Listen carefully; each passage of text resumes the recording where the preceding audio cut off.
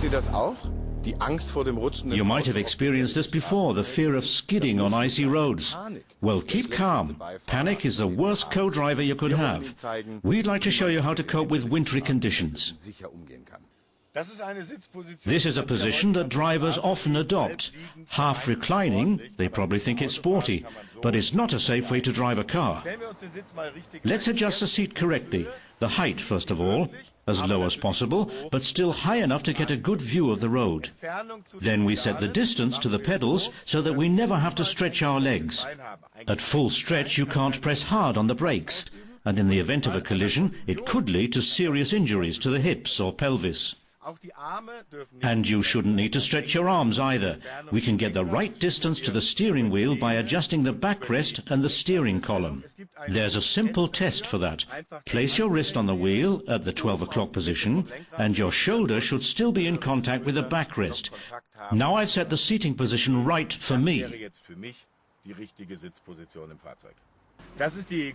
This is the basic position of the hands on the wheel.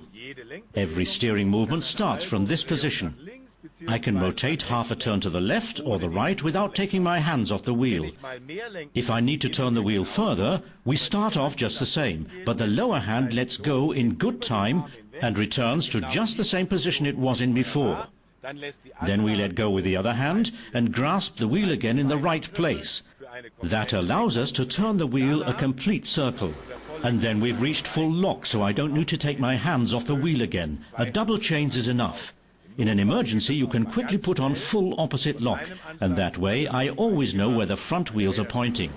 So now we've done the groundwork and can get to grips with the actual cornering. The first tricky situation is understeer. The front wheels don't grip and the car simply pushes ahead.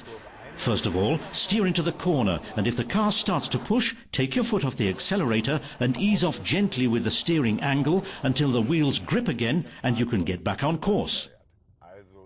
If the car oversteers, that's to say the tail breaks away, then it's very important to react quickly and steer into the skid. There goes the tail, quick countersteer. And when it's under control, then quickly back in the direction I want to go. Now let's simulate braking and avoiding an obstacle with an ABS-equipped car. That's to say, the available distance is too short to come to a halt, so I have to brake hard and also take avoiding action. As quick reactions are important too, we've included a test of reaction time. We accelerate until a red light comes on. Then we have to stamp on the brakes and avoid the obstacle while the light tells us which way, with a random element built in. With these tips in mind, safe driving and wintertime are no longer a contradiction in terms.